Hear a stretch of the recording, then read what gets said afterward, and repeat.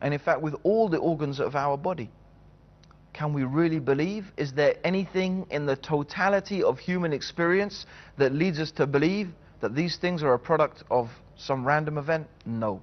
Human experience tells us, reason tells us that when we find something ordered, it is a product of an intelligence that has ordered it and made it work according to these laws and these patterns. So we look at our universe, we look at ourselves, we look at our world, and we ask 3 simple questions. Did it come from nothing? That's the first question. Did it come from nothing? Did this universe come from nothing? Did we come from nothing? Do we find anything coming from nothing? No. There is nothing in our human experience to lead us to believe that something, let alone something so complex, could have come from nothing.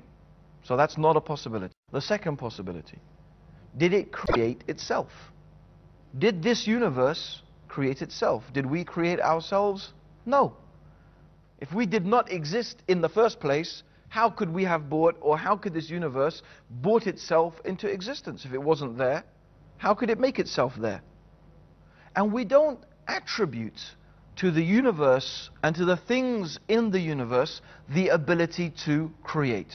What is the universe made of? The universe is made of stars and galaxies. Lots of stars and lots of galaxies. Do the stars and galaxies have the ability to create? Do we attribute to them the ability to order things? No. In fact, they themselves are in need of being ordered, and they themselves are in need of a creator. And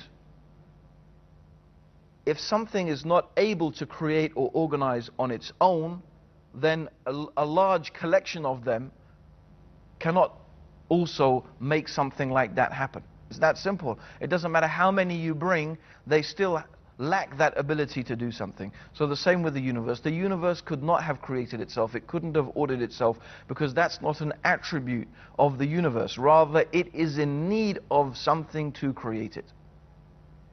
Are we the creators of it? Human beings? No. Because we ourselves need a creator. So what is the conclusion? The conclusion of the rational mind is this: that this universe needs a creator. It needs an organizer. We need something. We need some explanation of how this universe came to be and how we came to be the way we are. And therefore it makes sense that there is something outside of this universe, different from it, separate from it, that has organized and created and that sustains this universe in which we live. So the creator. The creator is different and distinct from the creation. The creation is needy, the creation is temporary, the creation is in need of a sustainer.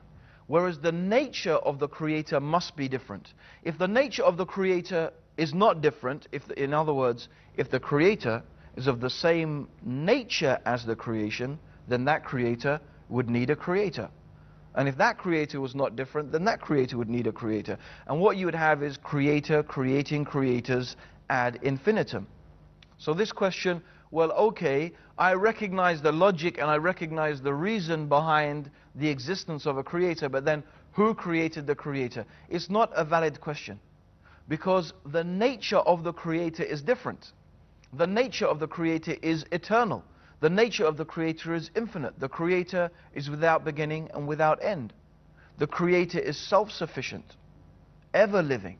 So an ever-living, self-sufficient, eternal being does not need a creator, because that being is ever-living and self-sufficient. Let's think about this in another way. Why the existence of such a being is logically and rationally necessary. Let's give an example. If I am here, or you imagine yourselves at home, and you have a big table or you have some big cupboard and you want to lift it and you want to move it from one place to the other. You're not able to do that on your own. You're not able to do that on your own. So what you want to do is you want to enlist the help of someone. So you go to your next door neighbor and you say, listen, I want to move this cupboard. Can you give me a hand? And your neighbor says, listen, I'll give you a hand, but only if my friend gives me a hand. So that other person says, yeah, I will give you a hand, but only if someone else gives me a hand. And imagine everybody makes that condition. Everybody says, I will only help if somebody else helps. If everybody along the line makes that condition, will your cupboard ever be lifted? Will your furniture ever be moved? No. Because everyone is saying, I will not help unless someone else helps. So if you have a creator, creating a creator, creating a creator, you get the situation where nothing ever gets created. Just as your cupboard never gets moved, nothing ever gets created. But the creation is here. I'm sitting here, you're sitting there, look out of the window, you'll see the sun, you'll see the moon, you'll see the stars, you'll see the trees. The creation is here. That means that something has been created. So you can't have creators creating creators ad infinitum. There must be somewhere where it stops. And it has to stop at a being who is distinct and separate and different in his nature from that which he created. Now, it is hard to imagine. Reason cannot really accept that there could be two eternal, infinite, self-sufficient beings, let alone 3, 4, or 5. So the nature of this creation indicates to us that if there was more than one creator, there would not be a creation, there would be chaos. But rather the underlying unity and the intricacy and detail that we find existing in this universe indicates to us that there must be one united, wise, powerful and intelligent force behind all of this. So here's our discussion. Here's our reasoning. Here's our step-by-step, stage-by-stage process of reasoning that we have gone through. And what have we reached at the end of it? What we have reached at the end of all of this is a simple conclusion. This universe has a creator. This creator is different from the universe. The creator is wise. The creator is powerful. And there is only one such creator. Out of all the religions in this world, of all the philosophies and the religions and the ideologies in this world, which one teaches us to believe in one creator who is eternal, who is self-sufficient, who is infinite, wise and powerful, and who is different and distinct from the creation? You will find that although many religions and philosophies have some aspect of this idea, nearly all of them compromise it in one way or another. For example, let us take broadly the Hindu concept of God.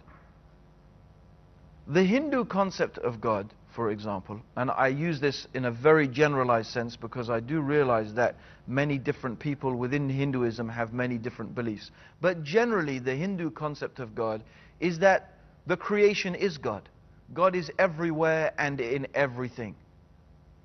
So this is the idea, what we call it pantheism, that everything is God and God is everywhere and in everything. But this contradicts reason. This contradicts our whole process that we have used it. If you think back upon what I said, how can the creation be the same as God?